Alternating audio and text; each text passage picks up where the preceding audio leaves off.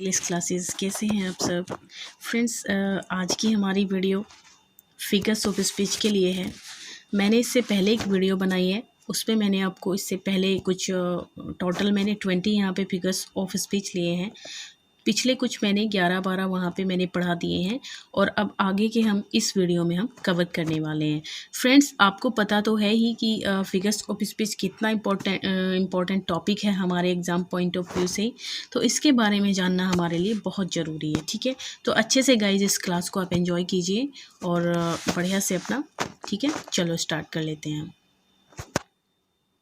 Friends, metonymy की बात करते हैं। मेटोनिमी क्या होता है? A figures of speech in which a word or phrase is substituted for another with which it closely associated.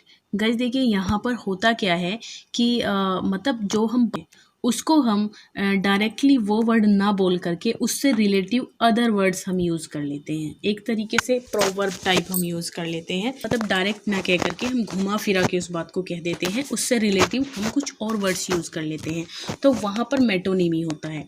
कैसे? मैं आपको इस एग्जाम्पल के थ्रू समझाना चाहती हूँ। यहाँ पर देखिए, दैट स्टफ्ड क्या है गाइज यहाँ कि that stuffed suit with the briefcase is a poor excuse for a salesman, the manager said angrily. Manager ने गुस्से में क्या कहा कि ये जो मतलब स्टफ से भरा हुआ तुम्हारा ये बैग है ना, ठीक है, ब्रीफकेस है, ये एक पुअर एक्सक्यूज़ है सेल्समैन के लिए। समझ में आ रही है आपको ये बात? उसने ये तो कहा नहीं कि भाई तुम बेच के क्यों नहीं आए हो माल को, है ना। डायरेक्ट उसने ये नहीं बोला, बल्कि उसने घुमा फिरा के कह दिया कि ये जो भरा हुआ बैग तुम लेकर आए हो ना, ये एक पुअर एक्सक्यूज़ होता है, मतलब तुम्हें इसको खाली करके आना चाहिए था। एक सेल्समैन के लिए एक एक्सक्यूज़ है बहुत बड़ा, ठीक है। एक सेल्समैन को आना चाहिए कि कैसे वो अपनी चीज़ को बेच सकता है, ठीक है। तो देखिए यहाँ पे डायरेक्ट थोड़ी सी बात ना कह करके इसने काफ़ी इसको घुमा फिरा के यहाँ पे बोला है, तो ऐसी सिचुएशन में मेटोनिमी होता है। ओके, चलिए नेक्स्ट हमारा ओनोमेटोपोइया। देखिए फ्रेंड्स, ओनोमेटोपोइया में कोई दिक्कत नहीं है, बहुत आसान है। The use of words that imitate the sounds associated with the objects और एक्शंस दे रेफर टू। यहाँ पे आवाज़ से मतलब होता है, साउंड से मतलब होता है। जैसे चिड़िया कैसे बोलती है ना, चिरपिंग ऑफ बर्ड्स होती है ना, बजिंग होती है। बजिंग कौन करता है? जो मधुमक्खियाँ होती हैं वो करती हैं। और जो पानी की आवाज़ होती है वाटर की, है ना, तो इस टाइप की ना वॉइसेस आती हैं यहाँ पे, जो उस ऑब्जेक्ट से रिलेटिव है या किसी भी एक्शंस की तरफ को जो रेफर होती हैं, तो उस वॉइस की यहाँ पे बात होती है। देखिए, द क्लैप ऑफ थंडर, ठीक है। तो देखिए आप यहाँ पे देख सकते हैं कि the clap of thunder went bank and scared my poor dog, ठीक है। तो यहाँ पे एक साउंड से आप मतलब रखिए कि किसी भी चीज़ की, जैसे स्नेक कैसी आवाज़ करता है, हिश, इस टाइप की कोई ध्वनि आती है, तो कोई भी मतलब आपको साउंड से रिलेटेड यहाँ पे बात होती है ऑलवेज। चलिए फ्रेंड्स आगे चलते हैं। Oxymoron. Oxymoron, a figure of speech in which incongruous or contradictory terms appear side by side. यहाँ पे दो अपोजिट वर्ड्स हो सकते हैं या फिर दो अपोजिट फ्रेज बिल्कुल साइड बाय साइड आती हैं, ठीक है, बिल्कुल साइड बाय साइड आती हैं। कैसे आती हैं फ्रेंड्स? देखिए एग्जाम्पल में यहाँ पे he popped the jumbo shrimp in his mouth, ठीक है। He popped the jumbo shrimp. तो ये जो जम्बू और ये श्रिम्प आया हुआ है ना फ्रेंड्स, ये बिल्कुल अपोजिट वर्ड्स हैं एक दूसरे के। ओके, चलिए नेक्स्ट, पैराडॉक्स। पैराडॉक्स भी देखिए ऑक्सीमोरन के जैसा ही होता है फ्रेंड, लेकिन यहाँ पे एक डिफरेंस होता है। वहाँ पे तो बिल्कुल साइड बाय साइड आए हैं दोनों वर्ड्स जो अपोजिट है एक दूसरे से मीनिंग में, लेकिन यहाँ क्या होता है, यहाँ a statement this appear to contradict itself. यहाँ पे एक स्टेटमेंट होती है जो बिल्कुल अपोजिट होती है, जैसे कि this is the beginning of the end, मतलब बिगिनिंग भी कह दिया है और बिगिनिंग ऑफ द एंड, है ना। ये पूरा एक यहाँ पे सेंटेंस बना हुआ है इसके थ्रू, लेकिन यहाँ पे देखिए बिगिनिंग और and same side by side नहीं आए हुए हैं, है ना। बिगिनिंग यहाँ पे स्टार्टिंग बीच में है और ये एंड में है। तो said employ said you're always the pessimist, ठीक है। तो मेरे हिसाब से क्लियर हो गया होगा आपको ये। चलिए आगे हमको चलना है। पर्सनिफिकेशन में गाइस क्या होता है कि कोई भी ऐसा मतलब ऑब्जेक्ट होता है जो मतलब ह्यूमन नहीं है, लेकिन फिर भी वहाँ पर उसको ह्यूमन क्वालिटीज़ या फिर ह्यूमन एबिलिटीज उसमें दिखाई जाती हैं और उसको एक ह्यूमन की तरह वहाँ पे प्रेजेंट किया जाता है। यहाँ पे देखो बोला भी जा रहा है कि a figure of speech in which an inanimate object or abstraction is endowed with human qualities or abilities. ठीक है, तो एग्जाम्पल आप देखें, that kitchen knife will take a bite out of your hand if you don't handle it safely. देखिए यहाँ क्या कहा गया है कि जो किचन का जो चाकू है विल टेक अ बाइट, तुम्हारे हाथ से ना एक बाइट ले लेगा, कट कर लेगा एक बाइट, अगर तुम इसको सेफली नहीं हैंडल करते हो, सेफली पकड़ते हो। ठीक है, तो देखिए मतलब बाइट कैसे कर सकता है नाइफ तो एक ऑब्जेक्ट है, तो वो कट कर सकता है, बाइट थोड़ी ही करेगा। लेकिन यहाँ पे देखिए नाइफ को एक ह्यूमन की तरह यहाँ पे रिप्रेजेंट किया गया है, तो ये हमारा पर्सनिफिकेशन हो जाता है।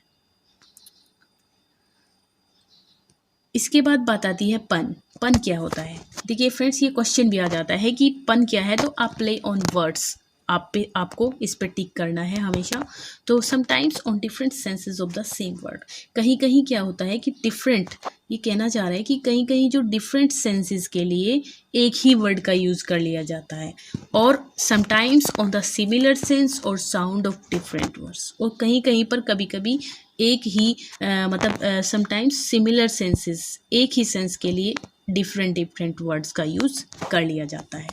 जैसे जैसी looked up from her breakfast and said, जैसी ने लुकड अप किया ब्रेकफास्ट के ऊपर से, and said a boiled egg every morning is hard to beat, एक उबला हुआ अंडा रोज़ सुबह में बीट करना मुश्किल है।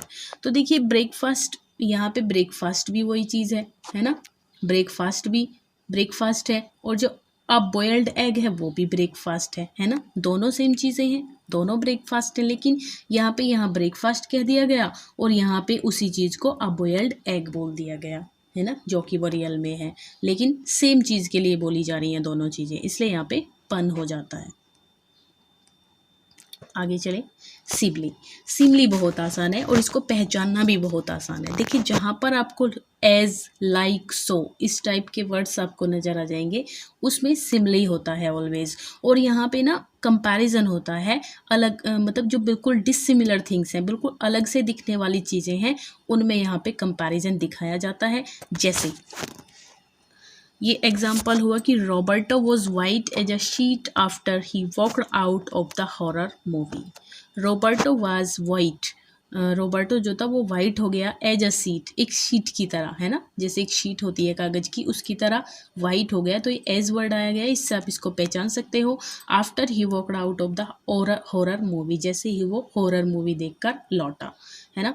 तो ये चीज़ें पर देखनी है आपको। एज, लाइक, सो, तीन वर्ड्स आपको अगर नज़र आ जाते हैं, तो रॉबर्टो की यहाँ पे तुलना किससे की जा रही है, किससे कंपेयर किया जा रहा है रॉबर्टो को, आ शीट, है ना, वाइट शीट से।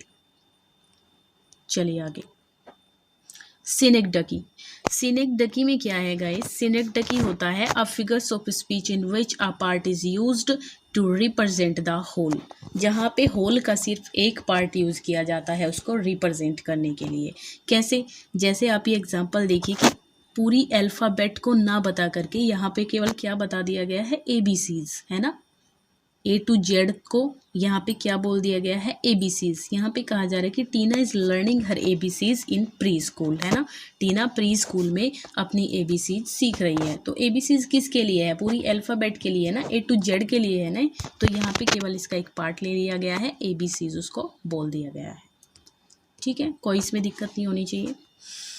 एंड लास्ट हमारा अंडरस्टेटमेंट। अंडरस्टेटमेंट में देखिए आपने हाइपरबोले पढ़ा है, अब उसमें क्या होता है, उसमें बात को बढ़ा चढ़ाकर हाइपर कर दिया जाता है बहुत ज़्यादा, और हाइपर करके उसको वहाँ पे प्रेजेंट किया जाता है। ठीक है, जैसे कि द वेव ऑफ ब्लड, है ना, is waving in the battlefield. ठीक है, तो बैटलफील्ड में खून की जो है नदियाँ बह रही हैं, इस टाइप की बातें कह दी जाती हैं।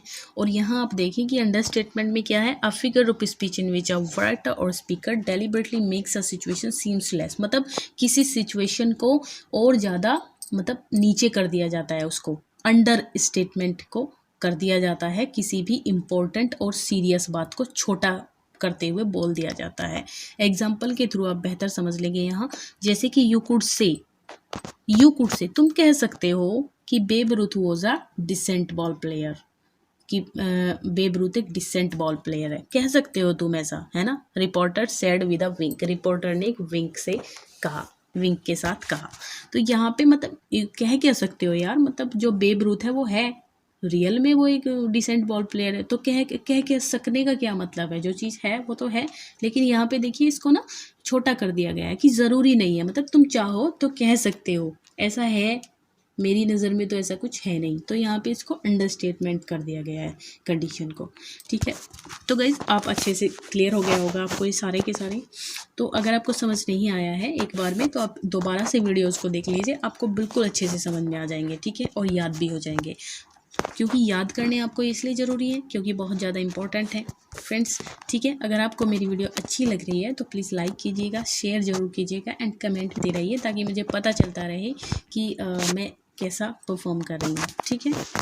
Okay friends, take care, bye bye.